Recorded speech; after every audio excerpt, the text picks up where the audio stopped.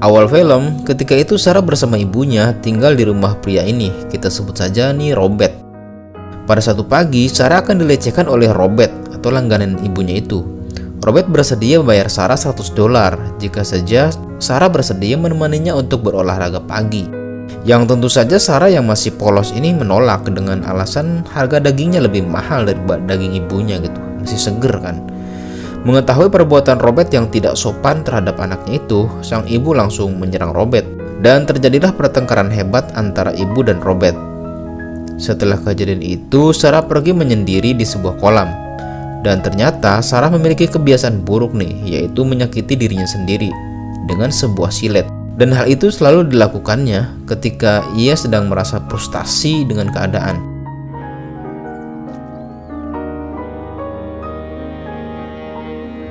Lalu ketika malam, sang ibu mengajak Sarah untuk pergi dari rumah Robert. Sang ibu tahu setelah kejadian tadi pagi itu, maka rumah itu sudah pasti tidak nyaman bagi mereka. Namun akan pergi kemana? Sementara ibu dan Sarah tidak punya rumah untuk tinggal, yang akhirnya mereka kembali tidur di sebuah motel. Dan seperti biasa, untuk memenuhi kebutuhan sehari-hari, sang ibu harus kembali berbisnis daging di motel itu. Dan sementara itu Sarah harus rela menunggu ibunya hingga selesai berbisnis.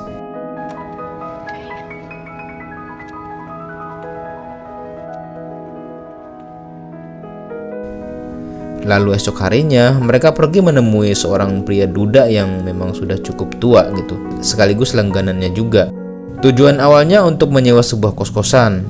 Namun pria ini berpesan kepada ibunya Sarah untuk selalu mengawasi Sarah, karena sebenarnya ia tidak mengizinkan ada anak kecil di rumahnya. Nggak kecil-kecil banget sih sebenarnya ya, itu udah gurih gitu kan. Dan singkat cerita, ketika Sarah sedang asik ngojay, Sarah mengetahui ada seseorang yang sedang memperhatikannya nih. Yang ternyata orang itu adalah anak yang punya kos-kosan, yang usianya masih remaja gitu, sama seperti Sarah. Kita sebut saja ini Cimeng. Awalnya Cimeng mengira Sarah adalah gadis simpanan ayahnya, sama seperti wanita-wanita lain yang pernah datang ke sana. Dan ketika malam, di tengah pesta kecil-kecilan mereka, Sarah dan Cimeng udah mulai akrab nih. Akan tetapi kedekatan mereka harus tertunda karena sang ibu masih khawatir tentang keadaan Sarah yang masih polos itu. Dan lalu esok harinya sang ibu mengajak Sarah untuk pergi menemui seorang pria yang sudah cukup tuir, yang tentunya apalagi kalau bukan untuk berbisnis daging. Dan setelah selesai berbisnis, Sarah yang sedikit kesal setelah lama menunggu ibunya kan. Sarah mengucapkan kata-kata yang membuat sang ibu tersinggung dan marah. Tidak dapat dipungkiri memang, sebahagia apapun kehidupan mereka yang berbisnis daging seperti itu, kita tidak pernah tahu kan ada hati yang menolak, bahkan mereka tersiksa dengan keadaan mungkin. Namun apa daya, ketika mereka merasa tidak mempunyai pilihan lain, sang ibu malah berencana akan mengajarkan Sarah bagaimana cara berjualan daging yang baik. Yang artinya sang ibu mengajak Sarah untuk berbisnis daging mengikuti jejaknya juga.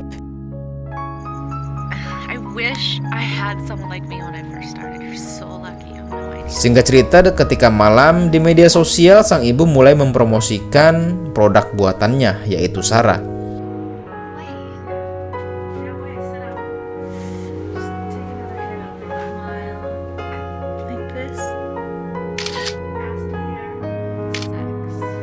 Singkat cerita, setelah itu sang ibu mendapatkan BO pertamanya nih untuk Sarah. Tanpa lama-lama bernegosiasi yang alot, sang ibu menyerahkan Sarah kepada si pemesan. Kita sebut saja ini Bang Sultan. Awalnya Sarah nampak bingung akan melakukan apa.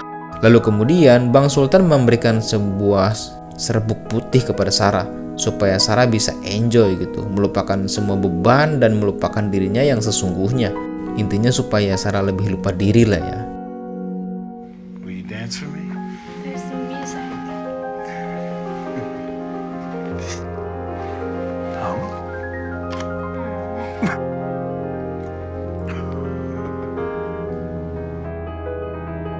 Singkat cerita, di sebuah kolam, Cimeng dan Sarah bertemu.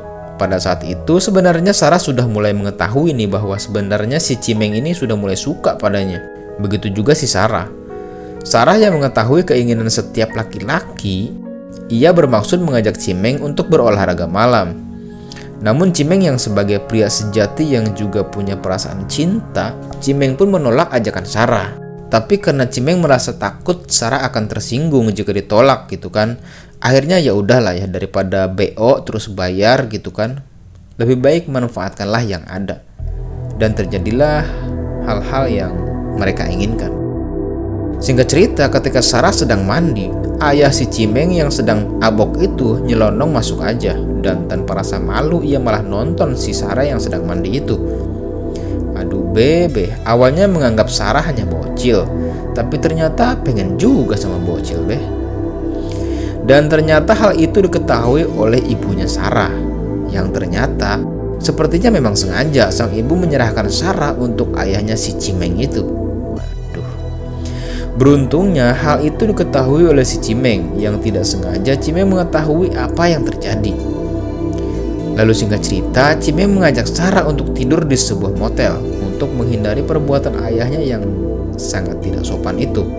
Akan tetapi bisa apa, sebagai remaja yang belum jelas, Cimeng pun tidak memiliki cukup uang untuk modal pelarian mereka.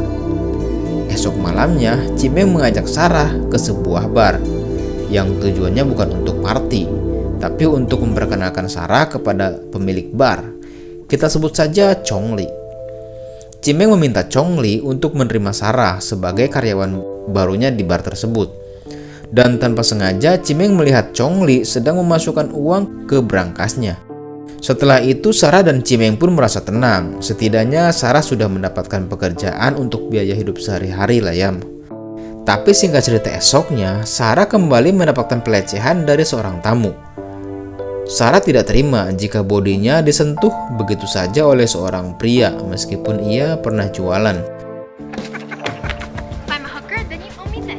The hell I do? Give it back. Fuck off! Sarah yang emosi dan frustasi dengan keadaan itu kembali menyakiti dirinya. Singkat cerita, Cimeng yang mengetahui kejadian yang dialami Sarah, Cimeng malah marah-marah sama Sarah. Yang ternyata Cimeng juga mengetahui bahwa Sarah pernah jualan daging online bersama ibunya. Jadi mungkin Cimeng berpikir, ya udahlah ya, kalau cuma dicolek gitu aja ya anggap aja lah amal gitu. Yang penting kerjaan kan lancar.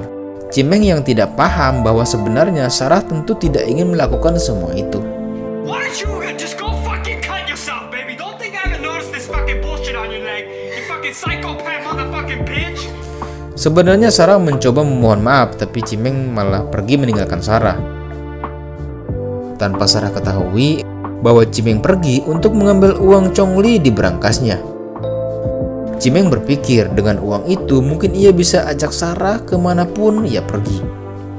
Tapi sayang, perbuatan Cimeng diketahui oleh Chongli, yang sebenarnya dari awal Chongli sudah mulai curiga sama gerak-gerik Cimeng itu. Beruntunglah Cimeng masih diberikan kesempatan untuk hidup oleh Chongli. Lalu singkat cerita, Cimeng dan Sarah kini berpisah. Sarah yang dilema tidak tahu akan pergi kemana. Ketika sedang berjalan tak tentu arahnya, Sarah bertemu lagi dengan Bang Sultan, yang pada waktu itu pernah ngajak Sarah olahraga malam.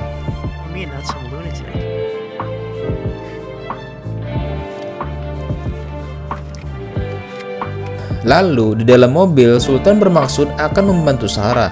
Tapi tentu saja bantuan Sultan tidak cuma-cuma, bos.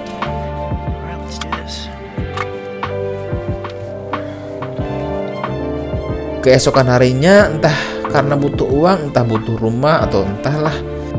Yang pasti Sarah malahan kembali ke rumah Robert, yaitu seorang pria yang dari awal film bersedia membayar Sarah $100.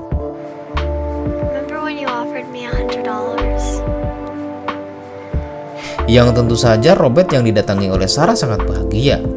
Dan singkat cerita, mereka pun berolahraga siang saat itu juga. Dan semenjak saat itu, kini Sarah rela tinggal satu rumah bersama Robert. Tanpa sepengetahuan Robert, diam-diam Sarah pergi menemui seseorang untuk melamar pekerjaan. Dan ternyata Sarah menemui seorang mami mucikari.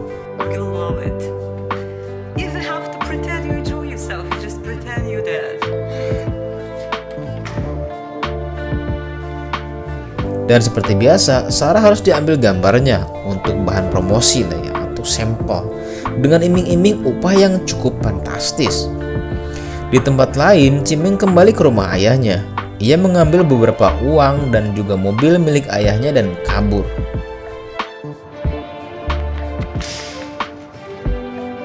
I'm gonna fucking kill you!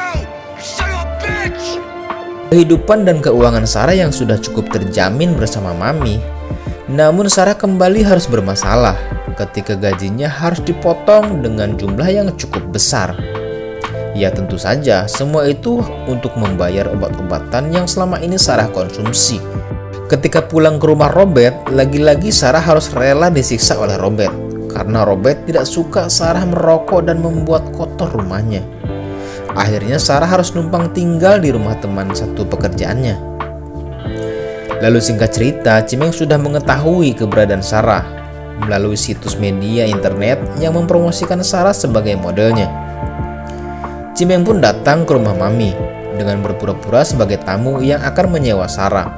Namun sayangnya saat itu Sarah sedang tidak ada di tempat karena Mami sedang menugaskan Sarah bersama temannya untuk melayani seorang pria yang cukup gila.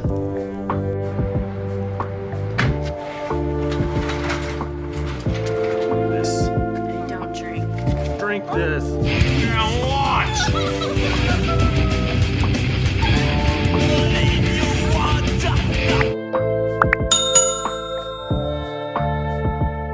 Dan setelah selesai menjalankan tugasnya, Mami memberikan hadiah berlian kepada mereka berdua. Dan setelah selesai menjalankan tugasnya, Mami memberikan hadiah berlian kepada mereka berdua. Dan singkat cerita, Cimeng berhasil menemui Sarah dengan pura-pura sebagai tamu.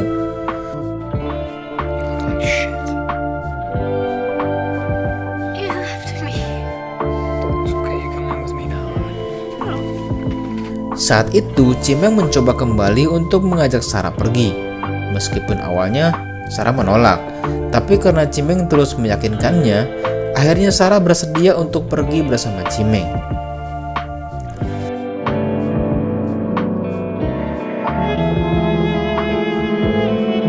Tapi apapun usaha Cimeng, pada dasarnya Cimeng adalah sosok pria yang belum mapan alias masih pengangguran. Lagi-lagi pelarian mereka tidak tentu arahnya akan kemana. Ketika Cimeng melihat berlian pemberian Mami, Cimeng mengetahui bahwa berlian itu ternyata palsu. Dengan penuh emosi, Cimeng mengajak Sarah untuk menemui Mami dengan tujuan untuk meminta gaji Sarah. Charles, Where's the money? Where's the fucking money?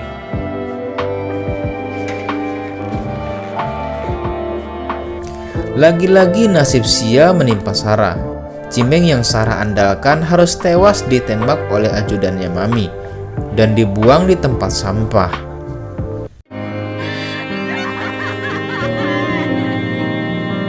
Perasaan Sarah kini semakin kacau. Hidup sebatang kara ditinggalkan oleh Cimeng yang menjadi harapannya. Akhirnya Sarah harus kembali ke rumah ibunya dan kembali melayani tamunya sesuai arahan sang ibu. Hingga pada suatu hari Sarah sudah tidak mampu lagi menahan perasaan dalam dirinya.